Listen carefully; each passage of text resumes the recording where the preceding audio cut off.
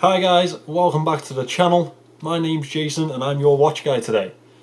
Please excuse the red complexion. I've been out on the golf course all day and the sun hit me hard.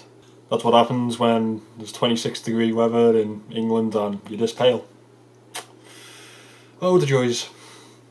So I've got another review for you today.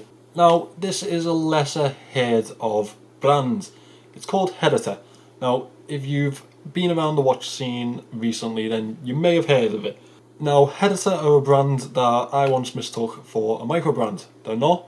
They're a part of a bigger company called Result Co. They're American. They also make Breed watches, Nautilus watches, and 13 other brands. Now, these watches may get a little bit of a bad reputation sometimes because they are part of that whole watch gang type of scene. I believe that some of the Morrison models went through Watch Gang at one point. But I found one that I haven't really found very much information on. It's one that really caught my eye as soon as I saw it. It's a very close homage to the Zodiac Super Seawolf. And you'll see exactly what I mean once you see the watch. Now I needed a little bit of colour in my collection, and this watch has definitely done that for me. So without further ado, let's get the watch in and get on with this review. So this is our Heritor Edgard diver. Now it's quite a big watch, as you can probably see from the case. Very colourful one too. Well, we're going to get straight into those dimensions because I think this might rule out a couple of people that, like myself, have a smaller wrist size. Our diameter here is 45 millimeters. It's a 15.5 millimeter thick. Lug to lug, we have a bit of space in between. It is 53 millimeters. Now our lug width is 22 millimeters. This bracelet here, this lovely Jubilee bracelet, tapers down at the clasp to 20 millimeters. In terms of price, Heritor had this on their website quite high up there. I think it was around $900, something like that, which is quite unattainable for something like this, I believe, personally. Joma Shop have them available at the moment for around £491, which I think is a tad high, personally. But it is a very nice watch, and it does do a lot of things right. Starting with the movement. Now in the back here we have an NH35A movement.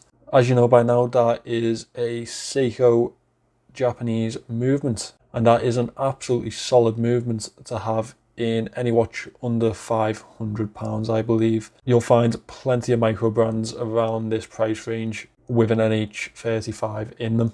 So that gives it a 40-hour power reserve. As you saw just there, I'll just open the clasp and give you a better look. That is a display case back. All the markings around there. Japan automatic 24 jeweled movement. That is the NH35. All 316L stainless steel, which is a good quality to it. Now the brushing on the case of this watch is actually really nice. It's a vertical finish, but I think it's well done. As you can see there, adds a little bit of depth to the case. We have a screw down crown and screw down case back. The crown is unfortunately unsigned and the only high polished part of this watch, strangely enough. Both features helping with the 200 meter water resistance, which I think is around where you want a dive watch to be sitting.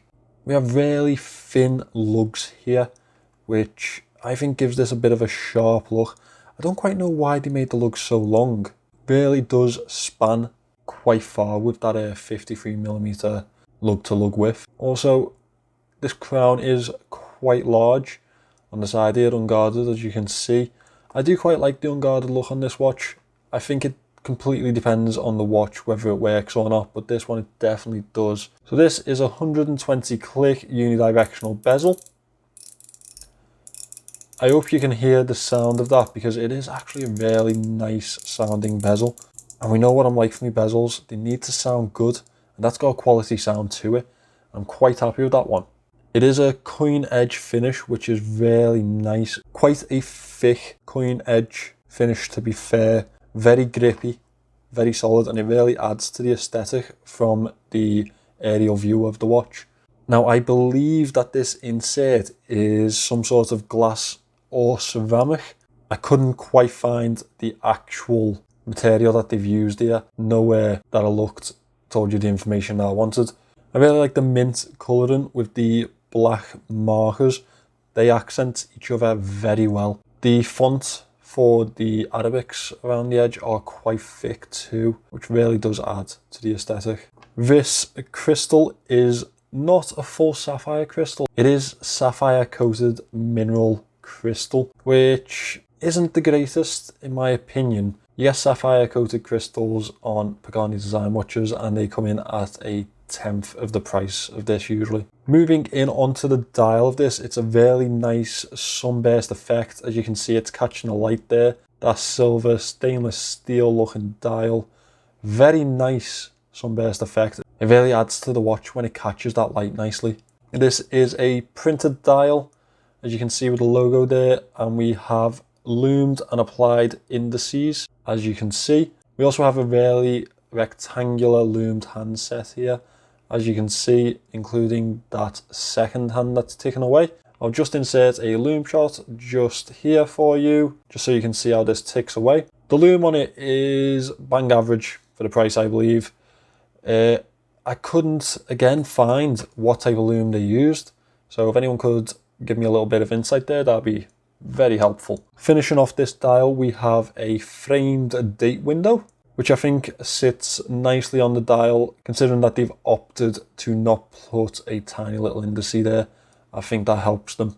Now, there's one obvious feature of this watch that I have been missing, and it is that huge minute track around the edge. Lovely orange minute track with nice defined black minute markers. I think that is the best feature of this watch.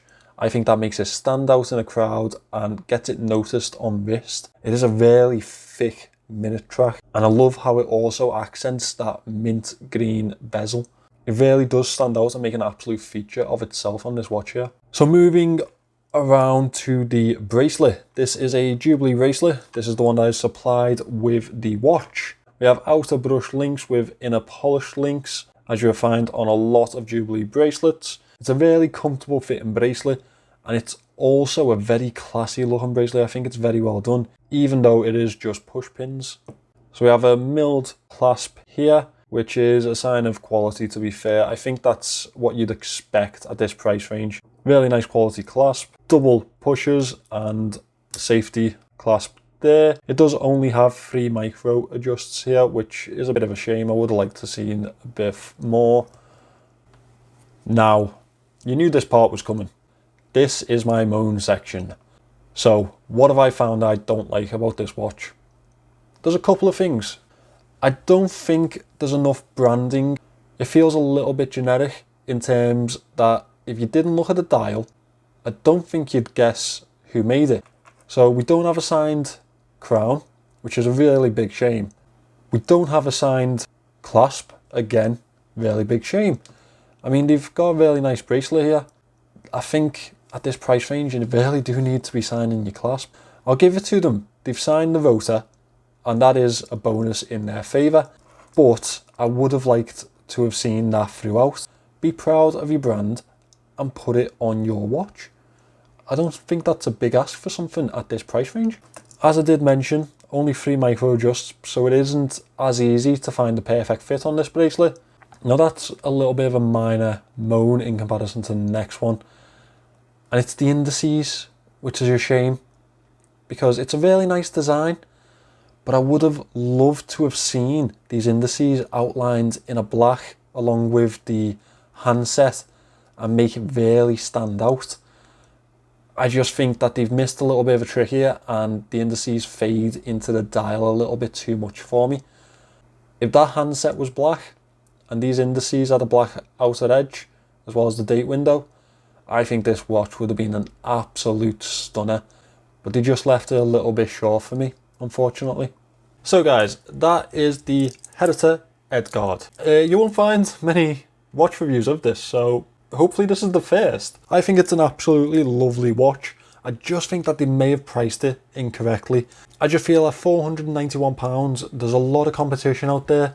This is a really well built watch, but there's just slight little things that kind of didn't do it for me, and mostly it is the indices on the dial. I just wish they stood out a bit more, because we know for me legibility is a massive thing. You may have noticed that the intro was filmed completely differently to this outro and the video. I got a little delivery in between, so I thought I'd try out my new toys.